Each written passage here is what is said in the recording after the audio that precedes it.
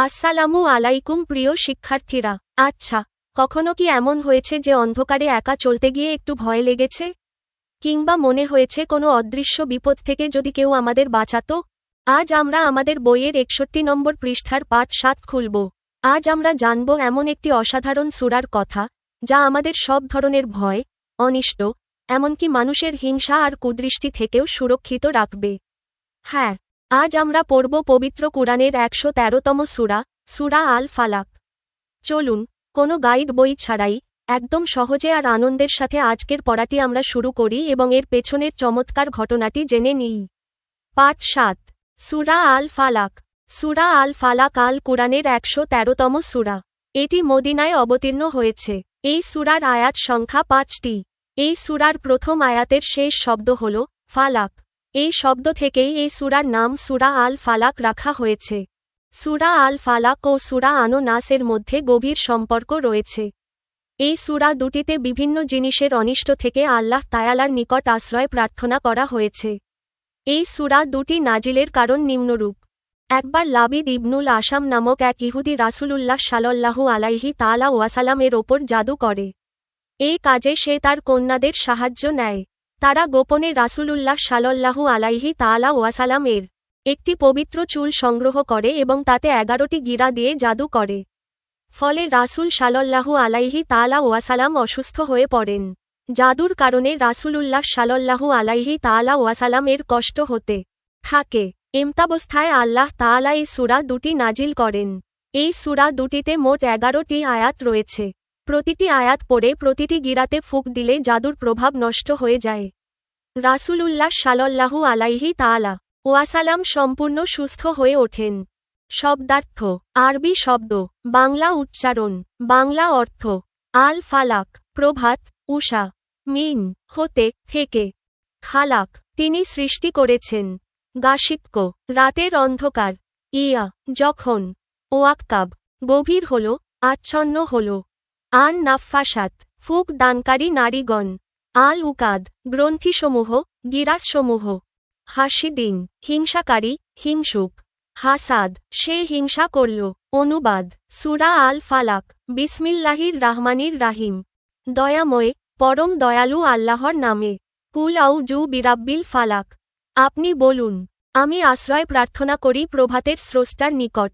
মিন শাররি মা খালাক, তিনি যা সৃষ্টি করেছেন তার অনিষ্ট থেকে। ওয়া মিন শাররি গাশিক্কিন ইয়া ওয়াক্কাব, রাতের অন্ধকারের অনিষ্ট থেকে, যখন তা গভীর হয়। ওয়া মিন শাররিন নাফফাসাতি ফিল উকাদ, এবং অনিষ্ট থেকে ওই সমস্ত নারীদের, যারা গ্রন্থিতে ফুৎকার দেয়। ওয়া মিন শাররি হাসিদিন ইয়া হাসাদ, এবং হিংসুকের অনিষ্ট থেকে, যখন সে হিংসা করে।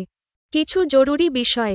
আরবি কফ বর্ণটির উচ্চারণ করার সময় কণ্ঠনালীর শেষ ভাগ থেকে একটু শক্তভাবে করতে হয়, যা বাংলা ক এর চেয়ে কিছুটা গভীর। ব্যাখ্যা: এই সূরায় আল্লাহ তাআলার নিকট অনিষ্টকর বস্তু থেকে আশ্রয় চাওয়ার নির্দেশনা প্রদান করা হয়েছে। এর প্রথম আয়াতে উষার রব আল্লাহর নিকট আশ্রয় প্রার্থনা করা হয়েছে। মূলত আল্লাহ পাক সকল শক্তির উৎস। বিশ্বজগতের সবকিছুই তিনি সৃষ্টি করেছেন। তিনিই রাতকে দিনে এবং দিনকে রাতে রূপান্তর করেন। তিনিই সকাল, সন্ধ্যা, উষা ইত্যাদির আগমন ঘটান। সকল প্রকার অনিষ্ট থেকে তিনিই রক্ষা করেন। এজন্য সূরার প্রথমেই আল্লাহ তাআলার নিকট আশ্রয় প্রার্থনা করা হয়েছে। এর পরবর্তী আয়াতগুলোতে বিভিন্ন বিষয়ের অনিষ্ট বা ক্ষতি থেকে আশ্রয় চাওয়া হয়েছে। আল্লাহ তাআলা পৃথিবীর সবকিছুরই স্রষ্টা। এসব সৃষ্টির মধ্যে অনেক হিংস্র, বিষাক্ত ও অনিষ্টকর সৃষ্টিও রয়েছে। এগুলো মানুষকে পরীক্ষা করার জন্য সৃষ্টি করা হয়েছে। এগুলোর অনিষ্ট থেকে রক্ষাকর্তা হলেন মহান আল্লাহ। গভীর রাতে নানারূপ বিপদাপদ ঘটতে পারে, যেমন জিন, শয়তান, চোর, ডাকাত, শত্রুর আক্রমণ ইত্যাদি। এসবের অনিষ্ট থেকেও রক্ষাকর্তা মহান আল্লাহ। তাছাড়া জাদুকর নরনারী ও হিংসুকের হিংসা থেকে আশ্রয়দাতাও আল্লাহ তাআলা। আয়াতগুলোতে উল্লিখিত সমুদয় বিষয় থেকে আল্লাহ তাআলার নিকট আশ্রয় প্রার্থনা করা হয়েছে। নৈতিক শিক্ষা: আল্লাহ তাআলা আমাদের প্রভু। তিনিই সকল কিছুর উপর পূর্ণ ক্ষমতাবান। সুতরাং সকল বিপদে আপদে আমরা তারই নিকট সাহায্য চাইব। সব ধরনের অনিষ্ট থেকে তার নিকট আশ্রয় প্রার্থনা করব। সাথে সাথে হিংসা, জাদু টোনা, অপরের ক্ষতিসাধন ইত্যাদি কাজ থেকে আমরা নিজেরা বিরত থাকব। بسم الله الرحمن الرحيم قل أعوذ برب الفلق من شر ما خلق ومن شر غاسق إذا وقب ومن شر النفثات في العقد ومن شر حاسد إذا حسد। তাহলে প্রিয় বন্ধুরা, আজ আমরা সূরা আল ফালাক থেকে শিখলাম যে দৃশ্যমান বা অদৃশ্য যে কোনো বিপদে আমাদের একমাত্র আশ্রয়স্থল হলেন মহান আল্লাহ তাআলা। একই সাথে আমরা নিজেরাও কখনো কারো হিংসা বা ক্ষতি করব না। আজকের ক্লাসটি যদি আপনাদের ভালো লেগে থাকে এবং আপনারা উপকৃত হন, তবে অবশ্যই আমাদের চ্যানেলটি সাবস্ক্রাইব করতে ভুলবেন না। ভিডিওটি আপনার বন্ধুদের সাথে শেয়ার করে দিন, যেন তারাও কোনো গাইড বইয়ের সাহায্য ছাড়াই নিজে নিজে আনন্দের সাথে শিখতে পারে। আপনাদের কোনো মতামত বা প্রশ্ন থাকলে ঝটপট কমেন্ট করে আমাদের জানিয়ে দিন।